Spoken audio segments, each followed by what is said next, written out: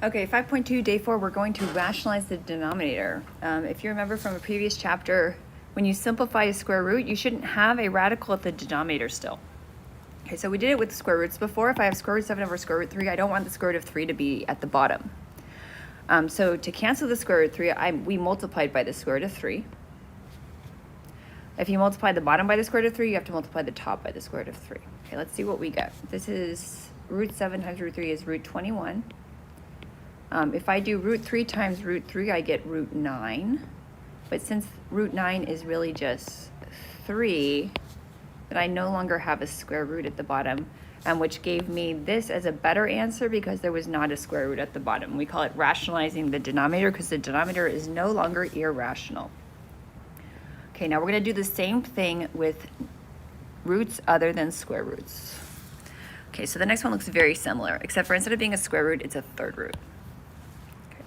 I want the denominator to cancel out. On this one, I multiplied root 3 by root 3 because I knew that was going to give me root 9, and I knew that root 9 had a square root. Okay, so I want to do something similar here, but it's a third root. Okay, so let me think about this. Okay, I want this to be the third root of 3 to the third. I already have 1 3 here. I need 2 more 3's here in order to make this 3 to the third. Okay, let's try this and then see what it looks like. Oh, I need a third root there.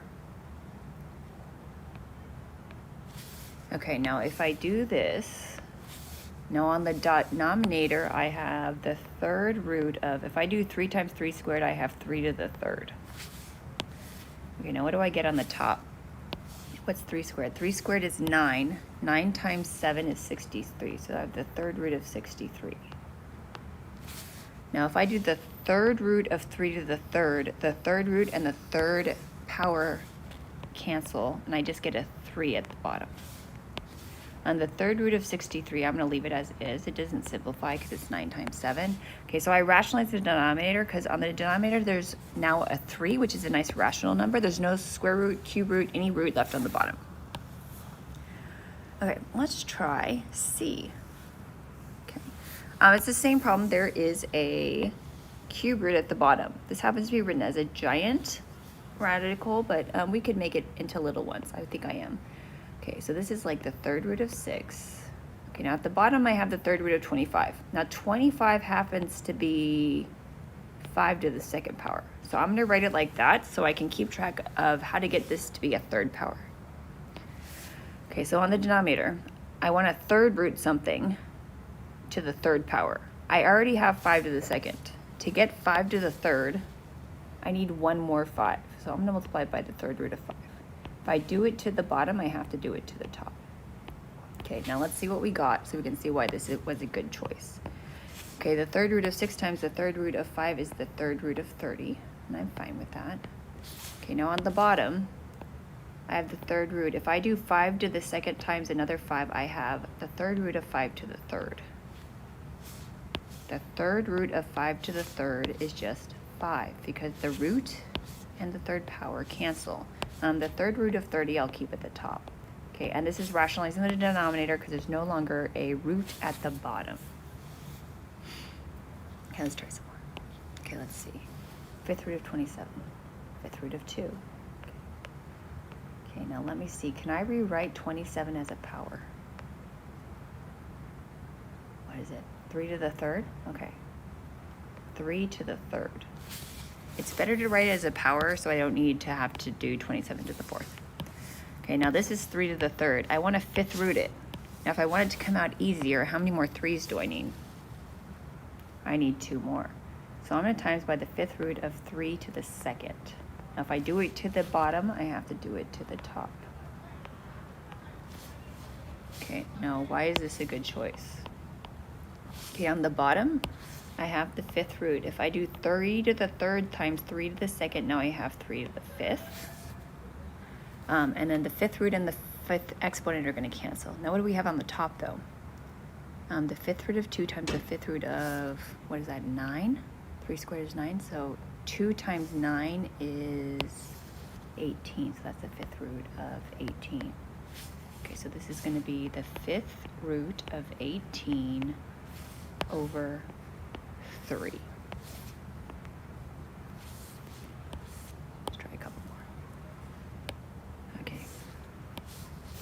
5 times the third root of 7 over the third root of 2. The third root of 2. How many more 2's do I need to make this a third power? I need 2 more. Do it to the bottom, do it to the top. Okay, now on the bottom, I have the third root of 2 to the third, which is good because it's going to go to a 2. What do I have on the top? I have 5. The third root of 7 times the third root of 4 is the third root of 7 times 4, 28. So I have 5 times the third root of 28 over 2. Okay, and even though it doesn't look better, it doesn't have a square root on the bottom anymore. Okay, let's look at the next one. 7 times the third root of 3 over the fifth root of 4. Well, those have to match. Let's make this a 5. Okay, for F, let's consider the denominator. Can we rewrite 4 as a power? We can, right? Okay, so let's make this 7 times the fifth root of 3. For the fifth root of 4, let's make that 2 squared. If it's 2 squared, how many more 2's, factors of 2 do we need?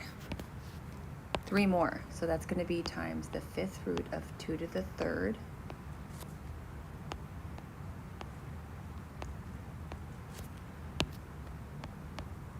Okay, so in the denominator now we have the fifth root of 2 squared, 2 to the third, 2 to the fifth, which is going to cancel to 2.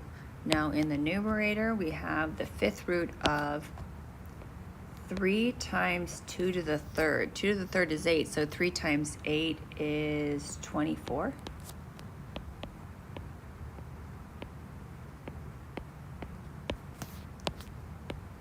Okay, and now our denominator is rationalized, so we're going to take that as a better answer. For G, 7 over, let's rewrite 25. 25 is 5 squared. Okay, so since this is a third root, how many more 5's? 1 more factor of 5, top, bottom. Okay, 7 times the third root of 5 is just going to be 7 times the third root of 5. Okay, on the bottom, I have the third root of 5 to the third, which is going to go back to 5. Okay, and you don't have to skip a step there, but you can if you would like. Okay, 1 over root 6. How many more 6's? Root 6. Okay, if I do 1 times square root 6, I just get 1 square root 6, or I get square root 6. If I do the square root of 6 times 6, that's the square root of 36, which goes back to 6. And now my denominator looks better. Okay, now we're going to figure out what to do to rationalize the denominator when there is 2 terms at the bottom. Okay, so when there's 2 terms at the bottom, like 5 plus root 3, that are not like terms, we cancel them by using the conjugate. Remember the conjugate? That's when we change the sign of the irrational part. So if I look at the denominator, I have a 5 plus square root 3. To cancel it, I'm going to multiply it by the conjugate. The conjugate is 5 minus square root 3. And I know you don't know why it cancels yet, but it's going to. If I do it to the bottom, I still have to do it to the top. Okay, now if I distribute 1 times 5, I get 5 minus 1 times square root 3 is just square root 3. So I'm okay with that. Now on the bottom, I'm going to distribute this out. 5 times 5 is 25. I have minus 5 root 3 plus 5 root 3, so they're going to cancel out. And I have plus root 3 times minus root 3. So I'm going to have minus root 3 times root 3 is root 9. Which means I have 5 minus root 3 at the top. At the bottom, I have 25 minus 3. So I get 5 minus root 3 over 22. Since there's no longer a radical in the denominator, this is a better answer, even though I know that it actually doesn't look better than the first answer. Okay, let's go ahead and do the same for B. The problem is that there's a radical at the bottom. If I multiply by root 2, it's not going to cancel this. It's just going to make it worse. Since there's 2 terms, I multiply by the conjugate. Since this is 7 minus root 2, I multiply by 7 plus root 2. If I do it to the denominator, I need to do it to the numerator. Okay, now on the top, let's distribute. 3 times 7 is 21, plus 3 times root 2, 3 root 2. Okay, now on the bottom, I know it's going to come out nicely eventually. So 7 times 7 is 49. The 7 root 2 and the minus 7 root 2 are going to cancel because these are conjugates. If I do minus root 2 times positive root 2, I get minus root 4. Okay, I don't stop until the denominator looks nice, because apparently that's the only part we care about. 49 minus 2, which is 47 at the bottom, which is not irrational anymore. So 21 plus 3 root 2 over 47. And because there is no longer a radical in the bottom, we consider the denominator rationalized. Okay, C, same thing. What's denominator has root 7 plus root 2. Since it's two terms being added or subtracted, I multiply by the conjugate. So I'm going to do root 7 minus root 2. Since they're both radicals, it actually doesn't matter which one you change the signs on. Let's see what I get. I get 4 root 7 minus 4 root 2. I could leave it factored actually. Okay, if I do root 7 times root 7, I get root 49. The middle terms are going to cancel. Minus, if I do root 2 times root 2, I get root 4. What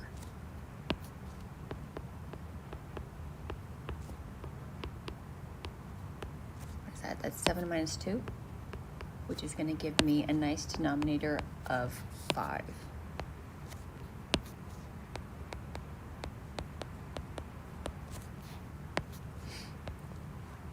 Okay, last one. What's the problem? Oh, same. Root 11 minus root 2, so conjugate. Root 11 plus root 2. Okay, let's multiply the top. Root 3 times root 11. Since they're both radicals, I can multiply them. So root 33. Root 3 times root 2 is root 6. On the bottom, I get the square root of 121, which you might already figure out goes back to 11. Root 2 times root 2 is root 4, which you might have skipped all the way to 11 minus 2, which is fine. What is that? 9? Nice denominator of 9.